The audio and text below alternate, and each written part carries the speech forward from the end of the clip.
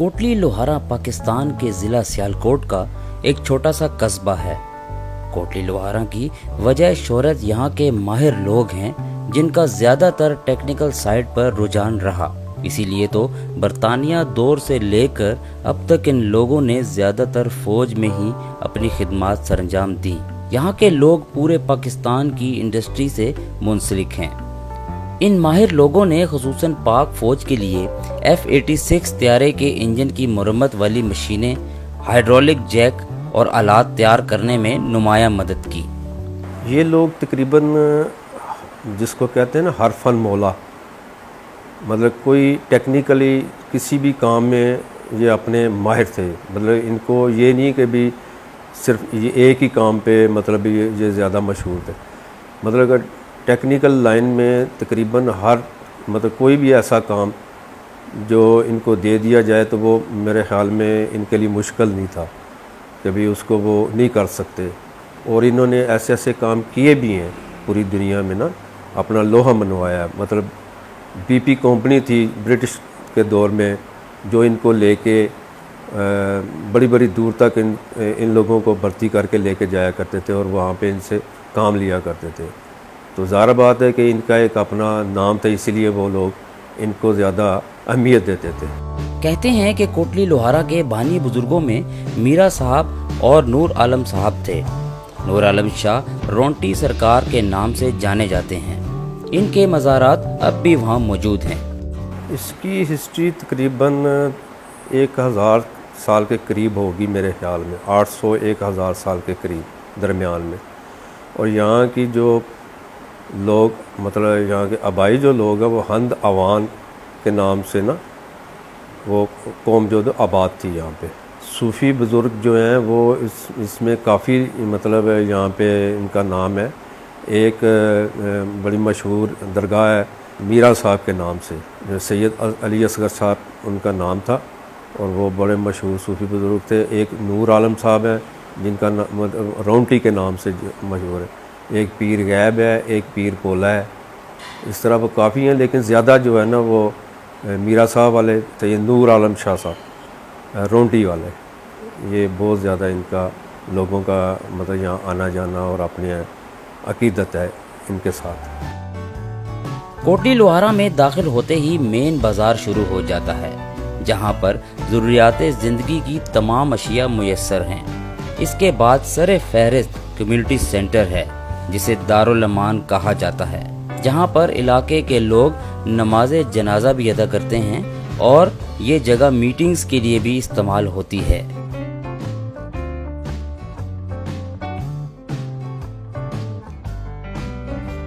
यहाँ से अंदर दाखिल होते ही तंग गलियाँ शुरू हो जाती हैं और यहाँ आपको पुराने तर्ज के घर नजर आएंगे जो कि आपको मुगलिया दौर की याद दिलाते हैं।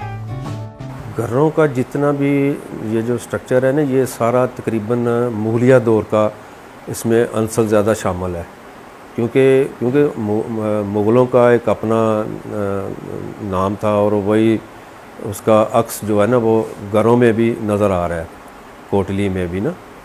तो इसमें कोटली लोहारा में दो एक बड़ी हवेलियाँ शामिल थी जिनका एक नाम था। एक कोटली में हवेली मलका मशहूर थी और दूसरी कोटली हवेली शराफा।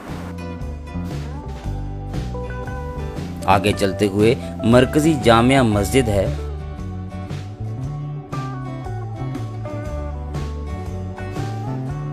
इसके अलावा दही अस्पताल, वेटनरी अस्पताल, boys and girls college, school और पक्की सड़कें मौजूद हैं। 2010 में बाज़ारों को वसी कर दिया गया था। मुख्तलिफ मुकामात पर ताज़ा पानी के फिल्ट्रेशन प्लांट लगाए गए।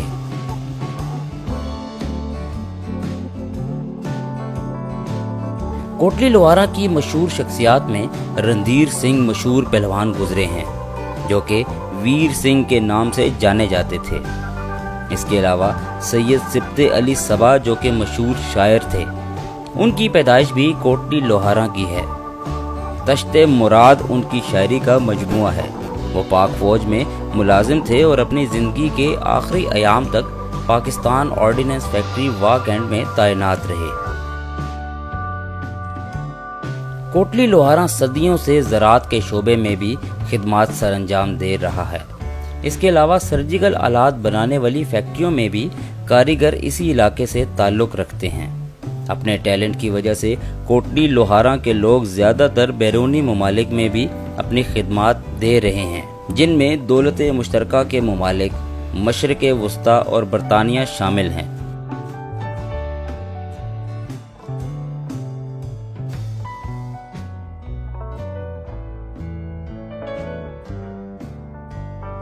इस कस्बे की ज़्यादातर आबादी पाकिस्तान और बैरून ममालिक, ख़ास तौर पर कीनिया और बरतानिया के बड़े शहरों में मुंतकिल हो गई है और इनके घर बंद पड़े हैं। इसीलिए बहुत से घर अब खंडरात का मंजर पेश कर रहे हैं।